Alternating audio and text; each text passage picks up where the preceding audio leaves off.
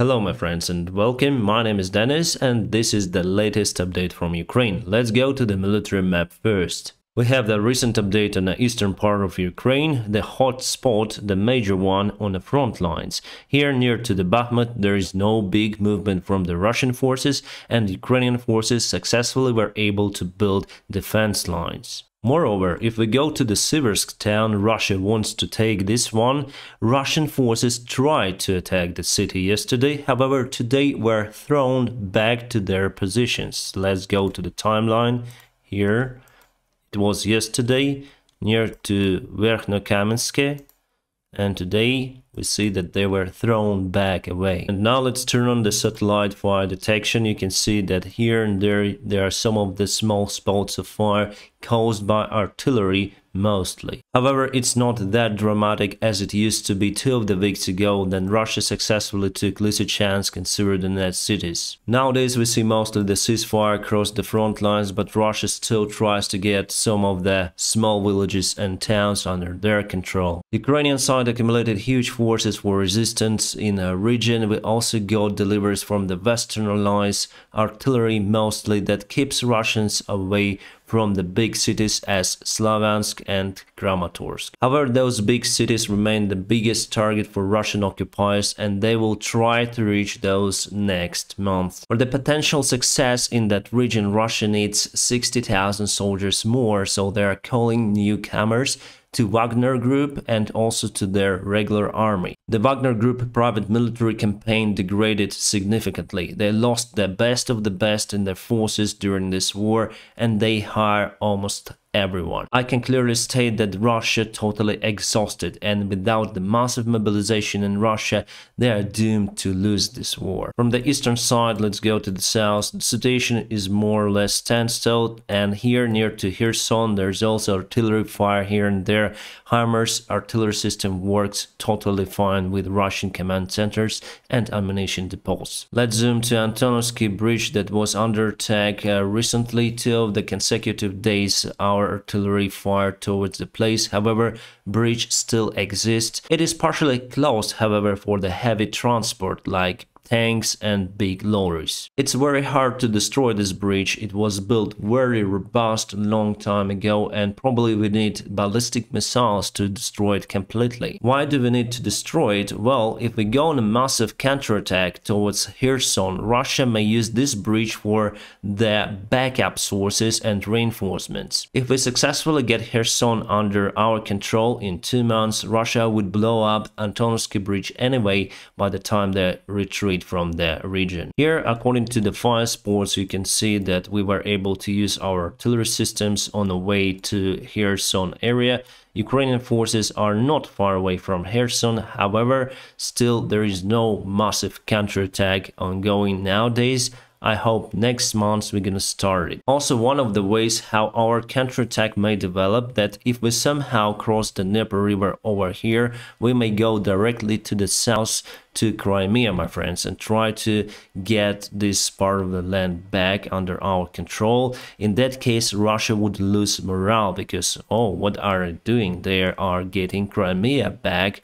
We are afraid. But honestly, I think this situation is not real because we're gonna lose those bridges anyway near to Kherson that could be used for the counterattack, so we need to offense in that case from Zaporizhia area because here the Dnieper River is blocking the attack, and from this side we also have the obstacle natural lakes everywhere and also some of the bridges that Russia may blow up very easily. Even though Russia has many military bases there in Crimea, they still in lack of tanks, armored vehicles and soldiers for proper defense of our huge counterattack, and they deployed most of their forces on the eastern side of Ukraine, so this is really the weak spot for Russia. But still, I think that we don't have enough resources to get back Crimea, and we should concentrate for now on taking Kherson and this part of Ukraine firstly. And now, my friends, let's go to some of the news and events. Some drone footages from the front lines, and here we have BTRs and some of the Russian tanks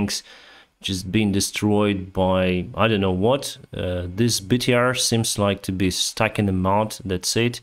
and this tank is almost intact. We have some sort of flag waving on the top. Probably already Ukrainians got this tank under control, so we put the flag on the top.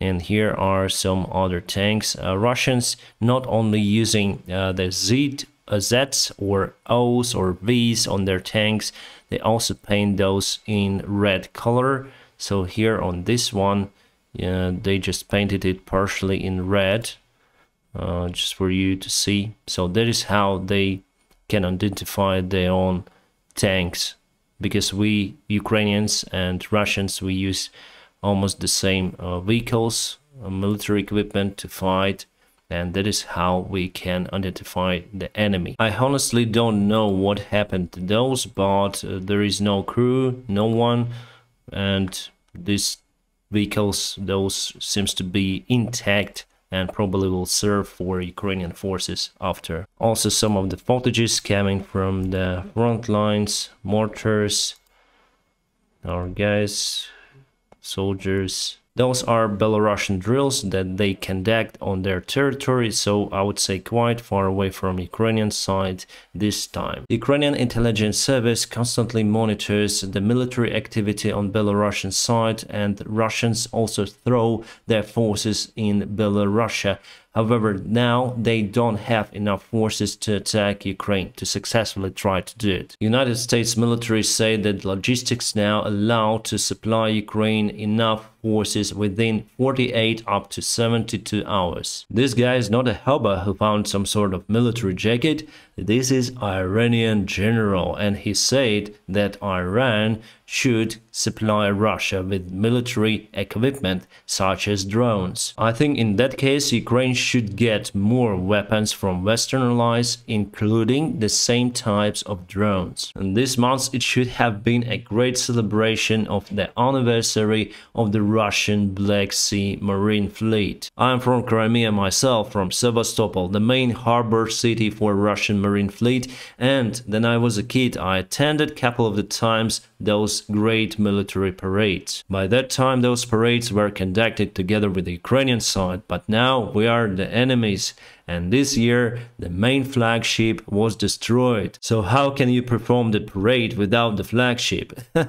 It's nonsense. British-made Stormers already here in Ukraine, and they are protecting Ukrainian skies. They are anti-aircraft systems. We have a great support from UK. Guys, you are awesome. Thank you. Strangely, but European Union agreed to lower the sanctions for Russian aviation industry. They will provide probably spare parts for European-made airplanes like Airbus. I think it is the silly move from European Union, since Russia just robbed them, taking the planes that belong to European lease companies. They now have more than 800 planes that leasing companies asked to return, but Russia refused to do so. However, here Ursula von der Leyen said that member states have agreed to reinforce sanctions against Russia. Kind of strange for me. Well, my friends, that is awesome news, and I mean it. United States are open for negotiations for A-10 Warthog delivery to Ukraine. Just to remind you, those attack airplanes uniquely used by United States Air Forces. United States are not selling them elsewhere, and those airplanes are state-of-art, unique, and built around that unique massive gun. It can destroy any modern type tank or any kind of armored vehicle on the front lines.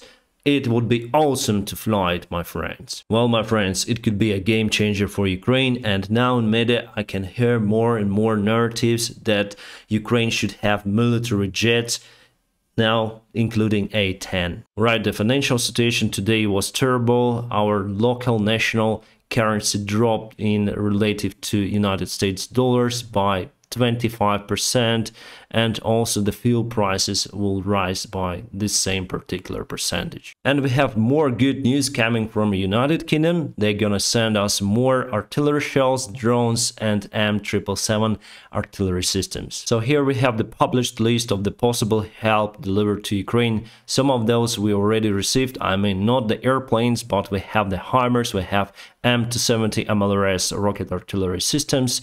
We have NASAMS too already. I heard that they've been deployed here near to the Kyiv, and probably gonna receive F-16s and A-10s. So yeah, today our national currency dropped. It's up to 40. It used to be 30 till today, and it's the huge rise, my friends. Right, Chinese dictatorship performed the attack on their own people, deploying tanks in the cities.